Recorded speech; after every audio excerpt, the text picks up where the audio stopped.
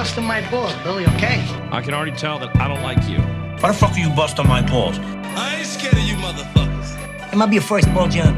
Yeah, of course. How long did it take for the guy to come? What's up, everybody? Welcome to another episode of Bustin' Balls. I'm your host, Eric Pennell. OW20 is my squirt. I do man shit, and it's 100% wide-open podcast. How's everybody doing out there, huh? How's everybody doing? You guys watch that Super Bowl? Did you watch the halftime show? We'll get to that, huh? Do you want to talk about Mahomes not doing that well? Let's talk about that, huh? Let's talk about how the Eagles showed up and let Kansas City know that, like, look, we're real deal. We're men, and we're gonna little boy you, and that's what they did, man. Let's get right into it, man. Good for the Philadelphia Eagles. You know what I didn't see? Because I wasn't looking for it either. I'm sure it happened. But you know how, like, Philadelphia, how they always say whether they win or lose, they, like, burn the town down and they just, like, fun riot in Philadelphia. I didn't see any of those videos of Philadelphia. I'm sure they did it right. I'm sure, I'm sure there's, people climbing telephone poles out there and flipping over cars, I would assume, while they're partying until, now even. But and they should be, man. Look, when your team wins, that's like a big deal, man. And I know there's there's places where they win all the time, and there's places they used to win all the time and they don't win at all anymore, aka the Yankees, aka New York teams for the most part. Look, man, when you win, you should be celebrating like that. And Philly, man, they came, dude. Philadelphia Eagles, they showed up. You know what's crazy? Everybody I talked to before that Super Bowl, days of, the whole week, everybody goes, I want the Eagles to win, but I think Kansas City's going to win. And the reasoning behind that is that Kansas City generally knows how to win. Kansas City has been there, done that. They got a great coach that's been there and done that. And I'll get into that also, how they're trying to crown Andy Reid as the greatest coach of all time type talk also, as well as Patrick Mahomes being the greatest of all time talk. And I'll talk about that later also. But people wanted the Eagles to win, and they thought the Eagles should win. It wasn't just they wanted to. Look, is it a fact that people hate Kansas City? They do. They used to hate Kansas City. They hate Kansas City because of Mahomes. They don't like it. The guy's a winner. I don't know what he's done wrong. There's something about it that you just start to turn on, like, people that win all the time. It was like Steph Curry. I hate Steph Curry because he was beating my Cleveland Cavaliers all those years.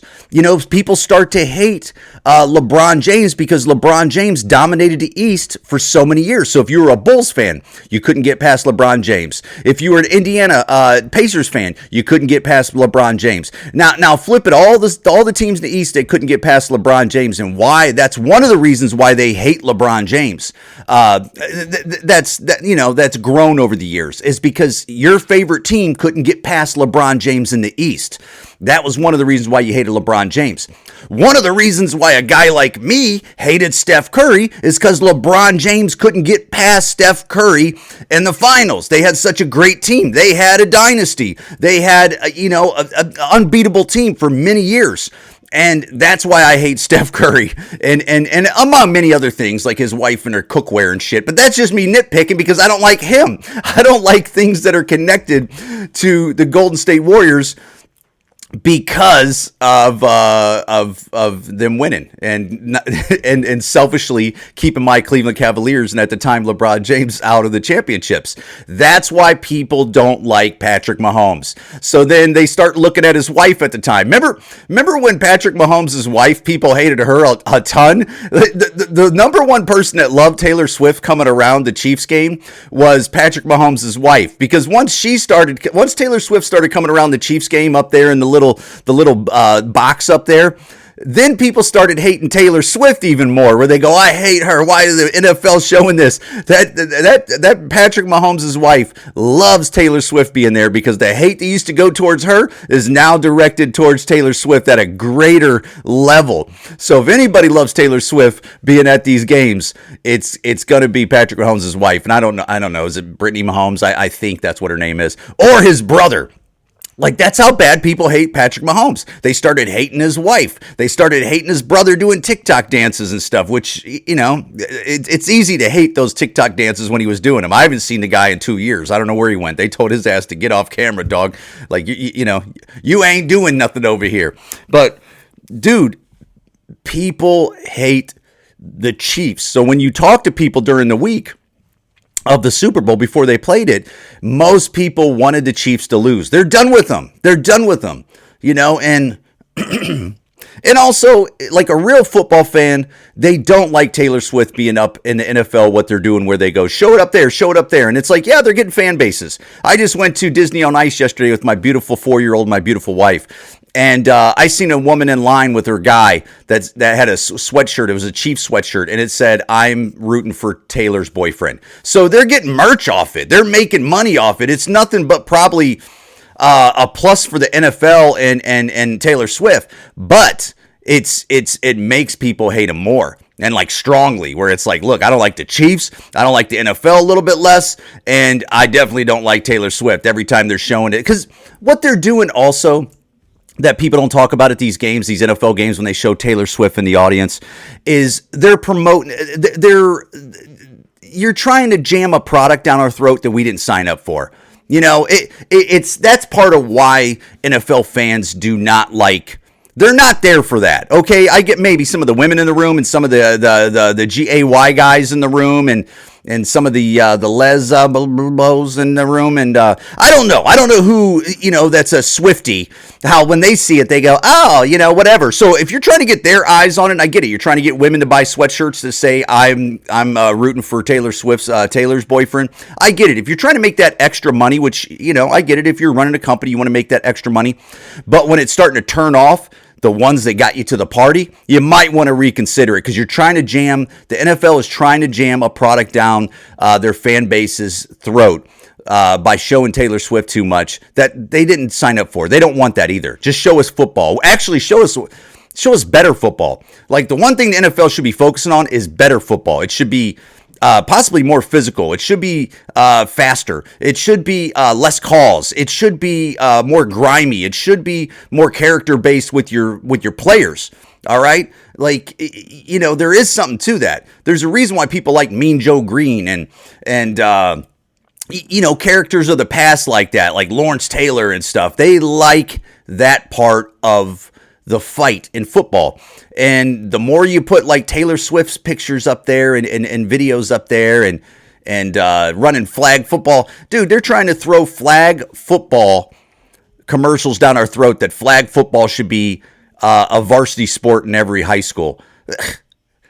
Dude, just start it locally, and then if it grows, it grows. Is this now? So the NFL is pushing flag football for women's flag football. Is this just going to be like what the NBA did with the WNBA, where they pay for a league that doesn't make any money for 30 years or how long it's been playing? Is that what the NFL is going to do now, where they go, man, we make so much money, let's pay for a women's league that never makes money? They're showing a commercial of a little red bone out there freaking juking dudes and stuff like that. It's like, nobody believes this.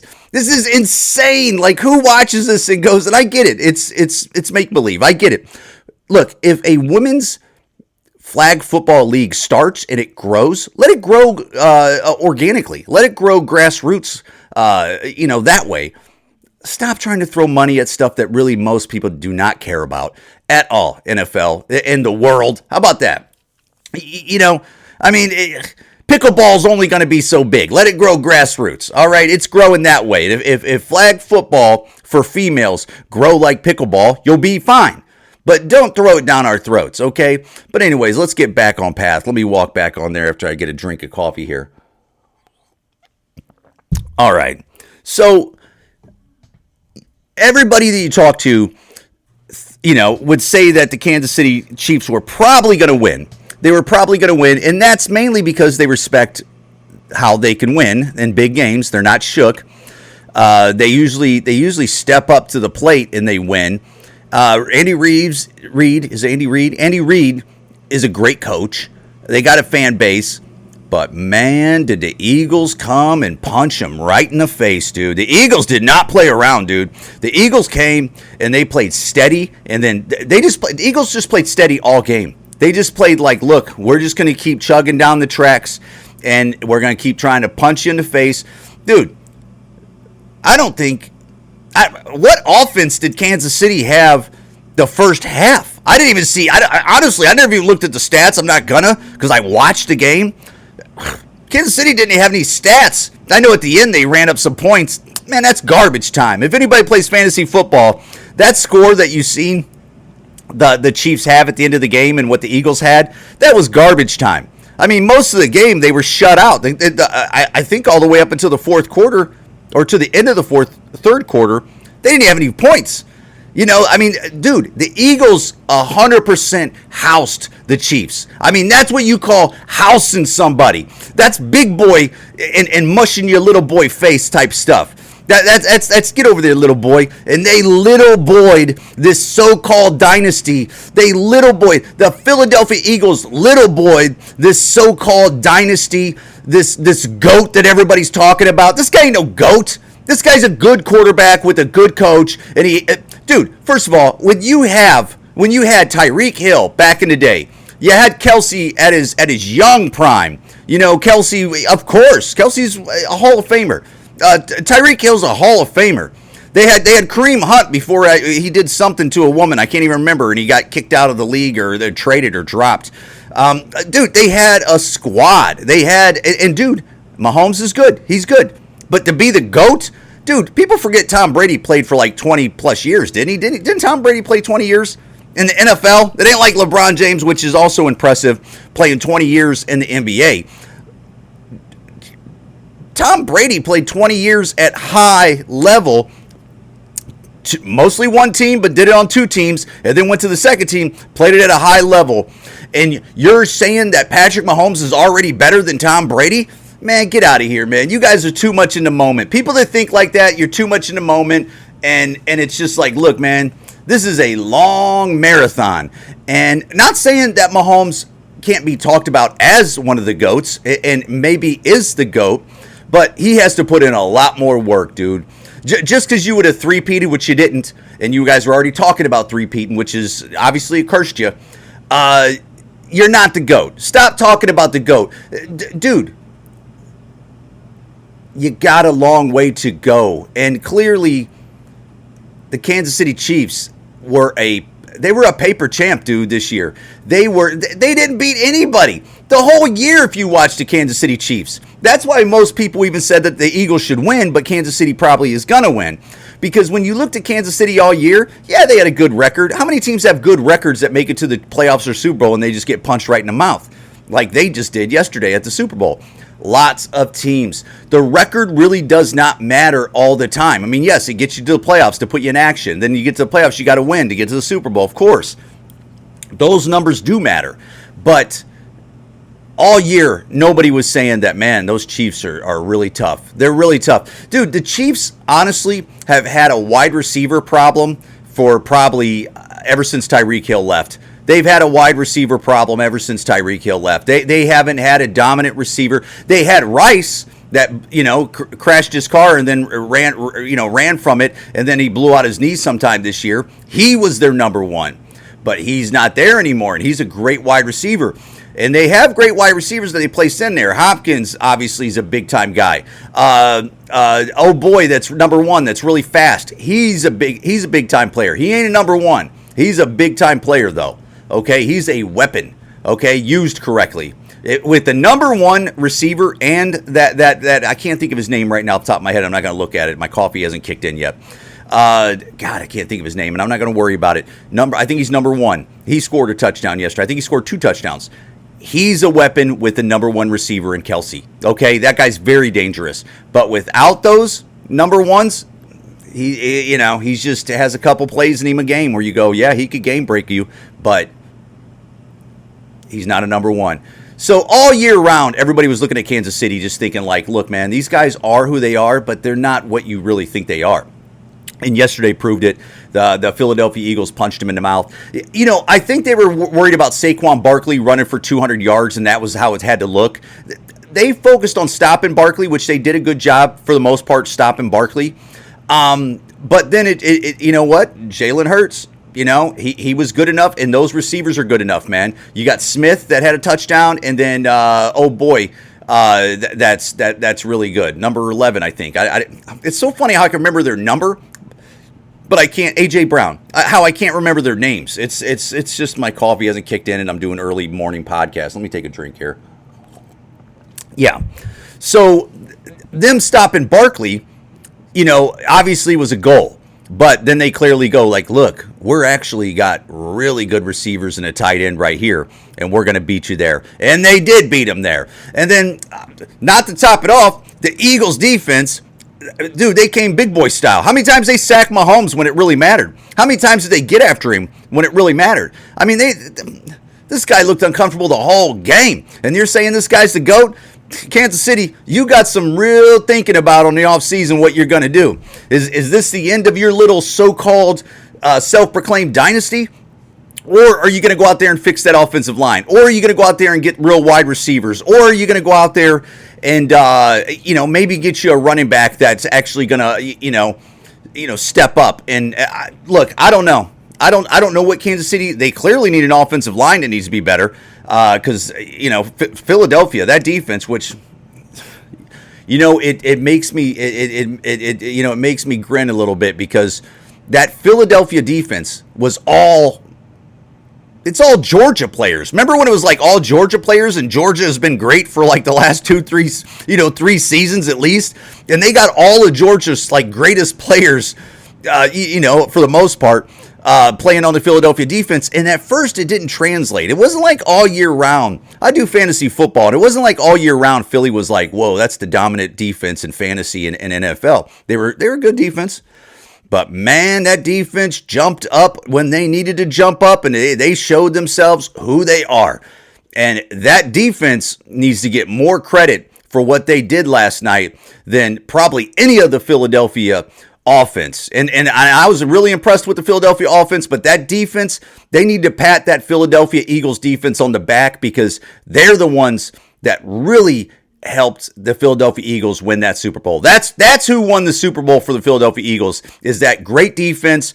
And then when the offense went on the field, they did their thing. And that's not even a backhanded slap to the Philly Eagles offense. That defense is what won them that game. That defense shut out that Kansas City offense. That great dynasty, Patrick Mahomes and Travis Kelce and his girlfriend up in the stands. That defense, that Philadelphia defense shut that offense down. The dynasty, they shut them down. Pfft. Good for you, Philly. I'm not going to talk about it too much. Let me see. There are some things I was starting to hear people talking about how Andy Reid was a better coach than Belichick. Like he's the best coach. It's like, man, get out of here. This is ridiculous. Not even close. Okay, nothing against Andy. Look, Andy, if you see this, which I doubt you do, you're a great coach. You ain't no Belichick, okay? And that's okay. You're a great coach. I'm not going to rank you because I don't know where you even rank with that. But you ain't no Belichick, okay? And Belichick's way up there, okay? He's way up there. And Andy, you're somewhere down there. You know what I'm saying? You're somewhere. I don't know, maybe top 12. I don't know. I've never went through coaches. I don't even know if Andy Reid's a top 12 greatest coach. I know Belichick is up there somewhere, and you can argue about it. But Andy Reid, he's down there somewhere. All right, and you can figure out where that is. I don't know. I don't got the time for that. But they were talking about how Andy Reid is one of the greatest coaches, even Belichick, great. Nah, dog. I don't think so. Don't even try that stuff. Let's talk about how and again, I get it. I'm an old man. I grew up on hip hop.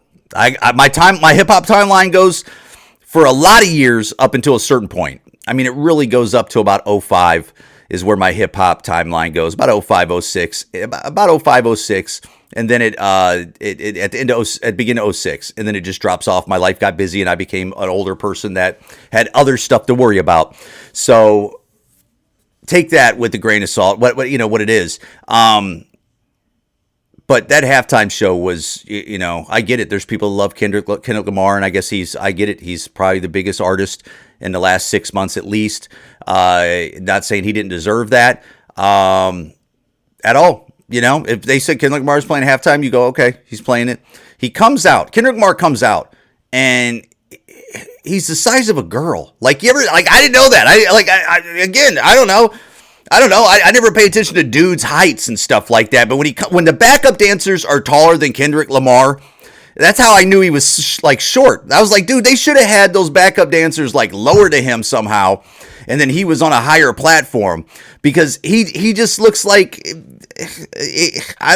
he's 5'5". Kendrick Lamar's 5'5", and when you see backup dancers that are taller than him, that throws you off a little bit. And I get it, where it goes, what's that matter? I don't know. It matters something. I don't know what it's doing. It's doing some kind of math in my head. I don't know what that is. And then another thing, as I'm watching this, and I know some Kendrick Lamar songs. I don't know the, I remember like one of the first songs that popped his head up, that "Smoking Weed with You" song that was real slow, and Dre produced that beat, I'm guessing.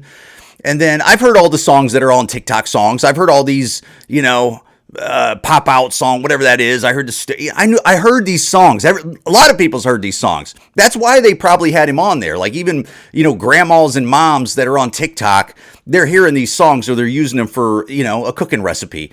So it's not like they never heard these songs. But when this Kendrick Lamar comes out, first of all, he looks small. Okay, he's 5'5", and he's shorter than the backup dancers. That's the first thing I'm noticing. You know what? Almost the first and second thing I noticed, that he's not box office. He's not box office. I get it. He has fans out there that probably love his music because he's a great rapper and he's a great artist at that. But when it comes to big stage, dude, I watched that last night. I couldn't pick Kendrick Lamar out of a lineup if I had to. If he was lined up with bright lights on him, and people go, which one is he? I go, I don't know. I don't know. I don't need people on the internet saying, oh, they all look alike. No, I'm not saying that at all. You're saying that. I'm saying, dude, I could, when somebody's box office, you could tell them apart, okay? I could tell Dr. Dre, Exhibit, Tupac, Ice Cube, and keep naming them. I ain't going to name every black guy rapper in the business that are box office. I could pick them out of, I could drive by him in a car and go, that's him. Kendrick Lamar, I watched that whole thing last night. I've seen this guy for probably 10 years. I can't pick him out of a lineup. There's something about him that's not like memorable or box office, okay? He looks small, and I'm not even talking about his height. He looked like the stage was too big for him when you're out there. And maybe I'm looking into it too much. I'm just saying it's one of those things like when you got it, you got it. When it comes like performance, when you got it, you got it. And then you look at him and you go, this dude don't got it. Like this thing was too big for him. This thing's like swallowing him. And I don't care if you bring out, I knew that was the SZA. I heard her songs too. I'm an old guy. I know that sounds ridiculous coming off my mouth. But I knew that was her because I've heard that song before also. And I know that's her. And she's obviously box office and big and, sells out arenas and people love her. I get it. She's got great music. And I'm sure they brought out a couple other people there. I seen on Twitter they were talking about Serena Williams. I didn't even, I don't know. I guess I seen her dude face up there, but dude, he's not box office. And dude, look at the internet. Look at the internet. They said the one person that's like laughing and just thinking that they got the biggest win was Drake. If you're telling me if you wouldn't have put Drake on the Super Bowl, that would have been a different experience. Huge, way different experience. They're not even in the same. Just like how I said Belichick and Andy Reid are they're vastly apart and like just the whole thing. Drake and Kendrick Lamar there's a big gap between the two. Okay, good for you, buddy.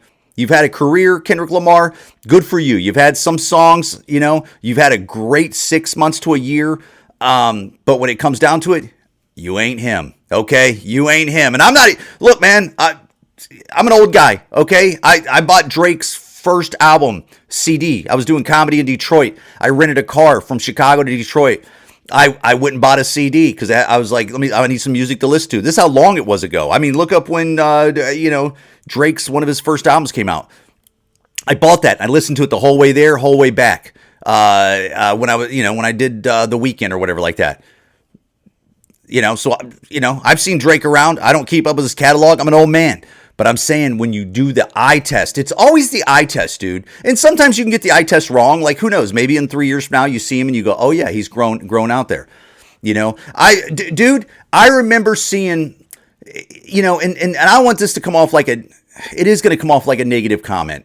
But sometimes people can grow into the monster that they are. I mean, most people do. I remember I was opening for Hannibal Buress in Brookfield, Wisconsin at a comedy club there. I can't remember the name of it anymore. It wasn't Jokers. It was down the road from Jokers. It was family owned. It was a great club. and nice club.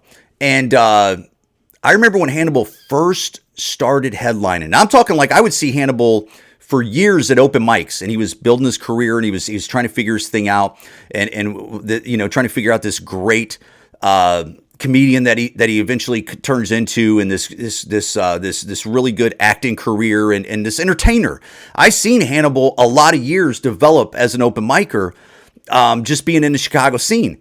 And then I opened for him right when he first popped his head up. When Hannibal first, I don't know the play-by-play on his story. I just, you would hear how he got the SNL writing gig or whatever he had with SNL. And then he popped his head up and he started headlining. I opened for Hannibal right when he first started headlining. Okay. I seen at least four shows and live, like right in front of me. And I remember Hannibal, when I seen those, my girlfriend, which is now my wife, we were in the back too. I seen him in shows like where it wasn't like a ta-da, like literally like he would say his last joke and he goes, all right, that's it, I'm done. Or whatever the words were. And he would just wave and walk off, and people would awkwardly clap where they were like, oh, okay. He just did end like a ta-da, like a boom, like a lot of comedians want to do, like where it's like a big giant laugh, and then you're like, I'm so-and-so, thank you for coming out, that type of thing. He wasn't in it on that. He was just in it on, Hannibal was just in it on like, all right, that's it. And then he just does a wave and he walks off, and it was just awkward. And I remember thinking, not much, but I remember thinking like, it's like, all right. It looked a little clunky. And then I seen him like maybe like a year later or less. And he was just, because he did probably a year of like headlining, and it was way different. And it was, the end, all of it was like way more performance. It was way more like boom. And that's the way it's supposed to look. And he figured it out. He grew into it. Not saying that's not what Kendrick Lamar has, but he needs to figure out how to like take it up more of a notch. And maybe he's not that guy. Maybe he's like, I don't do that. Or maybe the Super Bowl wasn't a good fit for me to be doing that, and that's the way it looked, and I'm still going to do my thing. It just didn't look box office. He didn't look box office, and something about it, just passing the eye test, didn't look right. And I know that seems like a long time to be talking about a little rapper doing a halftime show, but it's just like, dude, you had options. I mean, I don't know why the NFL chose that. I get it. He was one of the biggest entertainers of the year. I get that's why they did it. It just didn't look right, man. I don't know who you would have got. I get Drake. I don't know who you would have got. I don't know who. I don't know. Before I get out of here, man, I want to talk. I'm going to get off football. I've been talking 27 minutes of football here. And I'm trying to look over my notes here and seeing if that's everything. Yeah. And, I want to talk about how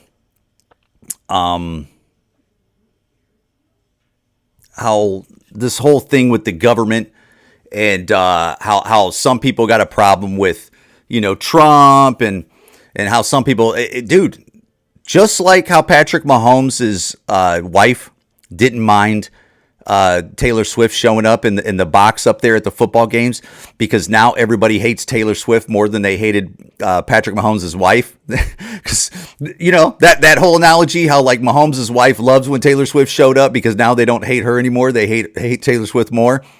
Trump has the same effect by bringing Elon Musk in with this Doge thing that he's doing. Now people, they don't really talk much about Trump. Now they hate Elon Musk, the richest man in the world, tremendously. But look, I'm not going to get off on it, and I'm not going to read all the wasteful spending, which you can go look that up if you want to. If not, I totally understand. Keep your head in the sand if you don't want to look up all the wasteful spending that the government does. And I'm not even talking about, I'm not going to go through it. You've heard it, and if you didn't hear it, you're trying not to hear it. Okay, you're looking the other way, just like you've looked the other way on other things, like Joe Biden being a dementia patient for damn near the 4 years he was in office and who was running the country. And you're looking the other way how, the Democrats didn't have a process to get a true candidate in there. And you look the other way with Hunter Biden laptop. You look the other way on all the cities in America that they run are garbage, and they're unsafe, and they've just trashed them with their terrible thinking and the way they like to run government. So, if you want to look the way on that.